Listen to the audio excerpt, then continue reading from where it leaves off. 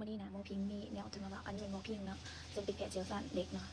จะโมจะมาบอกสไลด์โมจะเห็นปัญหาอยู่ในส่วนที่เด็กแรกเกิดจนหมดอายุ6 เดือนเห็นคำถามมียอดฮิตเลยบ่ได้เป็นแน่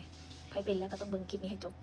คำถามยอดฮิตแต่เขาบอกเป็นยังที่ว่าโมไปกดหลังเกิดสไลด์เจอทุกมือเลยเนาะคำถามจะนี้สไลด์หันพ่อแม่ของเด็กจะมาถามโมว่าโมสามารถเอาน้ำป้อนลูกได้บ่ว่าลูกอยากกินน้ำเลียศพแป๊บไม่ตู้บอกว่ากินได้ไม่ตู้ว่ากินแล้วบ่เป็นหยังสมัยตะกี้น่ะไม่ตู้เอาแหนเมย์กินเมย์เป็นจิเป็นยังอันนั้นเป็นความเชื่อที่ผิดๆเนาะแต่ว่าเมย์กินตอนยังน้อยหากระโสดีไปเมย์บ่เป็นยังเนาะ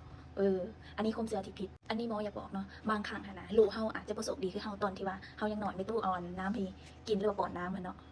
อันนี้หมออย่างแนะนำเพราะมันมีเด็กหลายคนที่ว่าได้รับอันตรายเนาะจากการดื่มน้ำที่ไม่หรือว่าป้อนน้ำให้ลูกนะเนาะในส่วนอายุที่ว่าต่ำกว่า6 เดือนเนาะตัวนี้มันจะได้รับผลอันตรายหลายเนาะแล้วหมอสิบอกว่ามันมีอย่างใดดังนั้นนะเพราะว่าเด็กที่มาถึงป้อนน้ำนะมันจะเห็นให้เด็กขนาดได้รับนมที่ว่าบ่เพียงพอ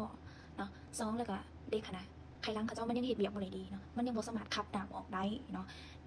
แล้วมันจะเห็ดให้เด็กขนาดที่ดื่มที่ถือป้อนน้ำเข้าไปนะเห็ดให้น้ำมันเป็นพิษเนาะแล้วจะเห็ดให้ปัญหาเหลืองเกลือแห้งอยู่ในร่างกายนะผิดปกติเนาะเด็กน้อยบางคนกระซึมหรือว่าซักหรือว่าเสียสติหายแห้งไปกว่านั้นจะเห็ดให้ลูกเสียชีวิตเข้าใจแล้วเนาะดังนั้นเด็กที่มีอายุต่ำกว่า6 เดือนจะดื่มแต่นมเมย์อย่างเดียวป้อนแต่นมเมย์อย่างเดียวเนาะฝากให้มีตุ๊กฟังเด้อเนาะอันนี้บอกกับทุกๆมื้อหลังเกิดเนาะไปมองกับบอกทุกๆมื้อแต่คำเก่าอันเก่าเนาะสันนั้นต้องไปปฏิบัติเนาะ